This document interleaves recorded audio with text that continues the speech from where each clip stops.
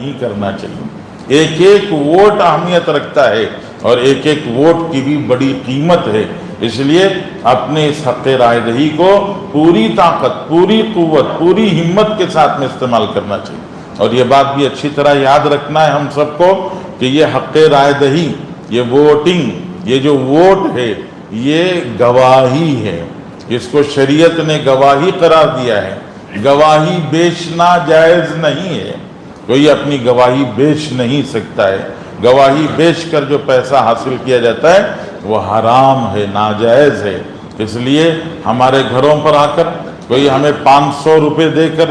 یا 500 سے کچھ زائد روپے دے کر ہمارا حق رائے دہی ہم سے خریدنے کی کوشش کرے تو ہمیں اس کو صاف جواب دینا چاہیے کہ ہم اپنا ووٹ نہیں بیچتے ہیں، یہ ہمارا حق ہے، ہم اس کو استعمال کریں گے جی۔ اس لیے اپنے حق رائے دہی کو بیچنا بھی نہیں ہے،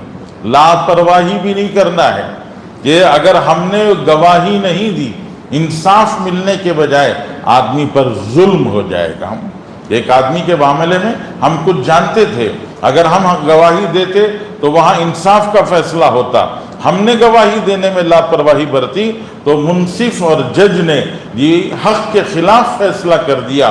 اور جس کے ساتھ میں انصاف کا معاملہ ہونا تھا وہاں ظلم ہو گیا۔ تو پوری ملت کے ساتھ میں انصاف کا معاملہ ہوگا اگر آپ گواہی دیں گے، اور اگر آپ گواہی نہیں دیں گے اور اپنے اس حق رائے دہی کے معاملے میں لاپرواہی، غفلت اور سستی کا معاملہ کریں گے تو جیسے گزشتہ سالوں میں ظلم و ستم مچ رہا ہے، آئندہ یہ ظلم و ستم مچے گا تو اس کا وبال ہمارے سروں پر ہوگا کہ ہماری لاپرواہی کی وجہ سے یہ ظلم ہمارے اوپر ہو رہا ہے۔ اس وجہ سے اپنے اس حق رائے دہی کے استعمال میں لاپرواہی بھی نہیں کرنا چاہیے، غفلت بھی نہیں کرنا چاہیے، اور جھوٹ بھی نہیں بولنا چاہیے، اور بیچنا بھی نہیں چاہیے۔ یہ ساری چیزوں کا ہم اہتمام کریں اور ہر ایک کو متوجہ کریں۔ جس محلے میں ہم رہتے ہیں اللہ نے مجھے شعور دیا، مجھے تھوڑی سی سمجھ دی ہے، اور اللہ تعالیٰ نے مجھے تھوڑا سا مال دیا ہے، کچھ پیسہ دیا ہے، تو میں اپنے شعور کو، اپنی سمجھ کو، اللہ کی دی ہوئی اس حیثیت کو استعمال کروں، اور استعمال کر کے محلے کے ہر آدمی، مرد ہو، عورت ہو، جوان ہو، سب کے ووٹ دلانے کے لیے میں جو کر سکتا ہوں وہ کروں۔ ایسا نہیں کہ میں جا کے ووٹ ڈال کر آیا اور میں مطمئن ہو گیا کہ میرا کام پورا ہو گیا۔ یہ موقع اپنے آپ پر اطمینان کرنے کا نہیں ہے،